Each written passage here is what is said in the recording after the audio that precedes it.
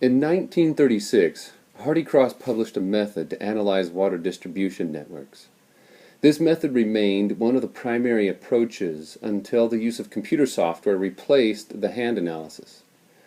In order to understand how to use this method, suppose we have the following network, water distribution network, shown here in plan view. All of the pipes are labeled as P1, P2, and so forth, while all of the junctions or nodes are labeled as J1, J2, and so on.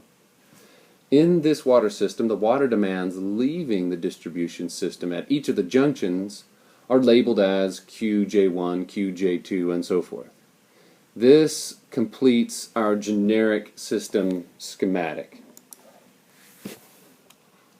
When using the Hardy-Cross method, the first step is to identify the loops in the system. In other words, the series of pipes that begin and end at the same point and have no interior pipes. For the network here, there are two loops, and we arbitrarily assign the clockwise direction as the positive direction in the loop. The next step is to assume a flow direction for the water in each of the pipelines. I represent the direction of flow with this small chevron symbol applied to each of the pipes in our network schematic. This too is arbitrary, but it also makes the calculation easier to understand if the direction that you assign are based in some reasoning and not purely random. The third step is to make an initial guess for the flow rate that is being sent down each pipeline. This also can be arbitrary so long as you satisfy the condition of continuity. In other words, at each junction, the amount of water coming into the junction is the same as the amount of water leaving the junction. For example, at junction 4, the flow rate from pipe 3 and pipe 4 are coming into the junction, while the demand at junction 4 is leaving the system. The summation of the flow rates needs to be 0. So you may make a guess for the flow rate in pipe 3 and 4 to be whatever you want, so long as their sum is equal to the demand leaving at junction 4. The fourth step is to calculate the head losses in each pipeline based upon the flow rate you guessed in step 3. The head loss equation that you used does not matter much. Hardy-Cross simplified both Darcy-Weisbach and Hayes-Williams to the following general form. Head loss is equal to R times Q to the n power. Within the US, the Hayes-Williams equation is the standard approach to network analysis. So the n value is 1.85 and the R value is a characteristic of the pipeline's physical constants, its length, diameter, and roughness, as seen here. Using this format of the equation allows us to use Q in gallons per minute and D in inches. Very handy. The fifth step is to calculate the capital R value, which is given by Hardy-Cross in this expression.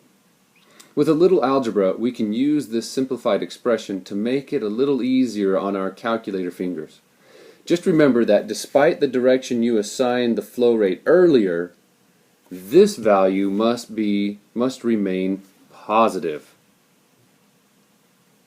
In the next step, you calculate the summation of the head losses as well as the summation of the capital R values within a loop. Remember here that the head loss has a direction assigned to it based upon our sign convention we chose earlier.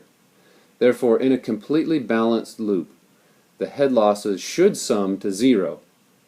However, until that is achieved, you can calculate both positive and negative values for the summation of head losses in each loop. In step 7, calculate the amount of correction needed for the flow rate guesses you made in step 3. The correction factor is an invention of Hardy-Cross. It is given from the following expression, which is simply the negative summation of the head losses divided by the summation of the capital R values. For the 8th step, and I promise we're nearing the end, you calculate the adjusted flow rate to start the next iteration.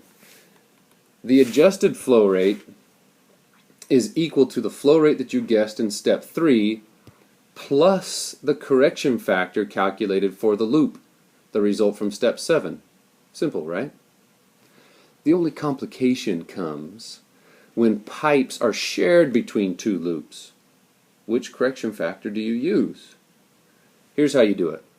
For shared pipes, the adjusted flow rate is going to be the flow rate guessed in step 3 plus the loop adjustment from the loop in which you are working minus the correction from the shared loop. I know, this is a little confusing, so let me give an example. So, pipe 5 is shared between both loop 1, the triangular loop, and loop 2. In loop 1, the adjusted flow rate is the guess you made plus the correction factor attained for loop 1 minus the correction factor obtained for loop 2, which is acting as the shared loop in this instance. However, when working in loop 2, the adjusted flow rate is the guessed flow rate in step 3 plus the correction value for loop 2 minus the correction value for loop 1. The key to understand is that once you have completed applying the correction factor, the values of flow rate in the shared pipe should be the same but have opposite sign convention. Once you have corrected all of your guesses from step 3, now you are set to start the next iteration. So the last step in the Hardy-Cross method is to repeat steps 4 through 8 until the summation of head losses in each loop is very near to 0. When that happens, the correction value should be so small that the change in flow rate between iterations should no longer be significant. The result is that you finally have a better idea as to how much water is flowing in each of the pipelines of your network. I realize that this process is not so easily learned from a generic example such as this, so I have prepared a series of videos that walk you through setting up the analysis of a slightly more complicated network using Excel.